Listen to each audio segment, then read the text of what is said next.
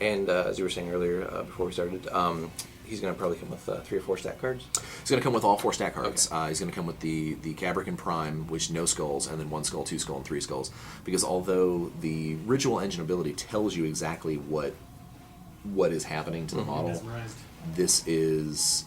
It'll be way easier just to say, okay, this is my stats. And as long as you're using wound counters right and stuff, it's not going to mess up the math. Okay. Then... if you want to maybe give us a little hint or preview what's sort of in the works for 2013? 2013 is going to be a huge. We actually just put up a state of address on our website on the darkagegames.com. We put up a this is what we're looking at in 2013. The 2 big things.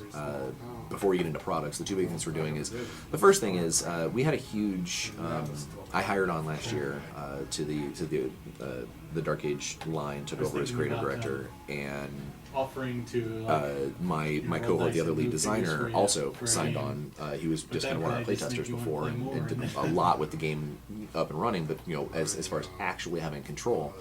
And so one of the things that we're looking at is we're going through all of the rules in the old books and trimming up and cleaning up, and there's a lot of things that just have they don't have nearly the modern feel that we think that they should. Okay. And frankly, there are a couple of rules that simply nobody uses. It's like nobody backstabs because, well, it's lame.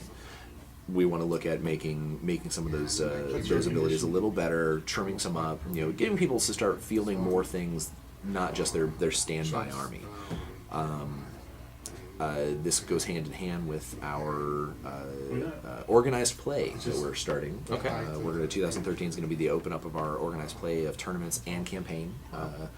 Not meshed, but like we're going to have organized tournament play and then organized campaign setup. Okay. The campaign I'm particularly proud of because we are going to introduce almost like miniature versions of unique characters just for campaign play. Yeah. So like instead of fielding the random Forsaken Ravage, you can field one of them as Sister Marguerite from one of the stories. Okay. Kind of like sideline characters, but it's just for campaign play, unless your friends are okay with you using them and so forth. But then once in a while we'll have events at, I know we're going to have one at Gen Con, I think we're going to have one at TempleCon in February. Events where people will be allowed to use their campaign personality. Okay. So if they've painted somebody else specifically to be Marguerite or that sort of thing, they can bring them out and give them a test run and see how it goes. For the campaigns, is there going to be anything planned like a sort of a campaign map, perhaps, where people can We want take actually territory? we want to do a campaign a campaign map style. It's not so much going to be a territory based map. It's more along the lines of what we're looking at is point based growth. So as you play in the campaign, and so where you're gonna get into like point blocks, and then the winners overall, because you're gonna report your campaign findings back to us, right? And then the winners overall, whoever was the winning most faction in their block, is gonna get something special at the end of the campaign. Okay. Whether it's a limited edition figure or maybe a storyline boost. We have a lot of play on that because one of the things that we have with our world is a chronology that is actually moving forward. The other thing is we have the March Immortality, which is our annual big tournament that ends up at Gen Con every year. Along the way you play in qualifiers and things like that. The winner of the March to Immortality at Gen Con gets a figure made out of them. Oh, wow. We've done 4 of them so far. We call it the Immortality Tournament because if you choose to, you get immortalized as a figure, and then we work that figure into the world. Obviously, if you choose to be one of the Dragiri or something, it's kind of hard to make Chris the Dragiri, but right. we could make you into a robot. Yeah. You could be the first male pleasure bot from the Corps if you really wanted to be. But yeah, there's it gives, in my personal opinion, there is not a miniature prize in the industry that is better than the Immortality. Right. And if you ask any of our immortals, any of the guys who have won in the past, they get a model that Mark Burlove was the one that won last year and got Fadris and Maximo. He had him and his son turned into a pair, and we were like, all right, that makes sense. That's pretty cool. You're having your boy turned into a model, and Fadris looks just like him. I mean, like the picture he sent our sculptor and the guy did the concept art and everything. It's creepy, and so every time I've seen Mark play at tournaments, he always brings Fadris along, which is funny. It's like, all right, you're bringing yourself to battle.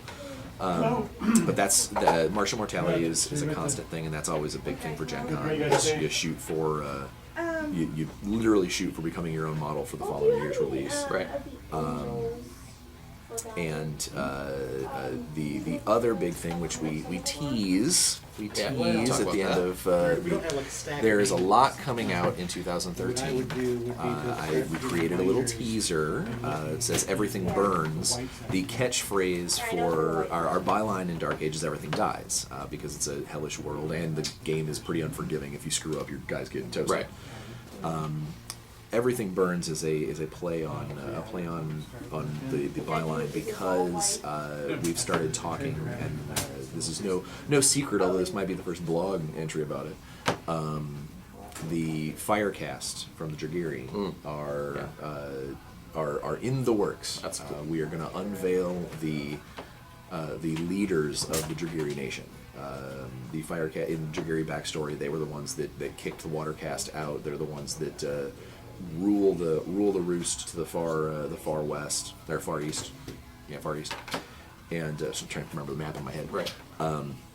And this is the first time we're seeing anything from them as a faction cross those mountains and come out into the rest of the world where all the rest of the fighting is happening. Wow. In the Forceless book, we talk about St. Luke blew something up of theirs, and it's very important. And it ticked them off enough to cause the arbiter from the Firecast to rise up and grab his guys, and we are no longer going to let these soft pink humans deal with us this way, and they're coming up and over the mountains, and people are going to be very, very surprised as to some of the things the Firecast bring with them. Okay. Cool. They are not going to play just like regular Dragiri. Nice. And we're gonna maybe get a hint of these guys at Gen Con. Oh yeah, the book that they're scheduled for to be as yet completely unnamed, or as yet to be completely named, should hopefully be probably pre-release for Gen Con, and then so if anybody's looking at getting into the Firecast, it'll be Gen Con will be like their first big spot. But over the next couple of months, I'm sure on our way there, we're going to start releasing pictures of art, and as greens get cast and stuff, we'll start showing people off. Unlike the Kukulkani, which we're supposed to be a big secret, the Firecast is something that we want people to be excited about. There's a lot of fun Dragiri models as it is, and some of these Dragiri models, when people start seeing the concept art for them, there's going to be a lot of questions as to why do they have that? Okay. So Interesting. yeah. Looking forward to that. Yeah. All right. Well, thanks for your time. Yeah, Appreciate no it. And you can check us out on our Custodes site, and we'll definitely be in touch more with Dark Age as things develop. Always a pleasure. Thanks. Yay.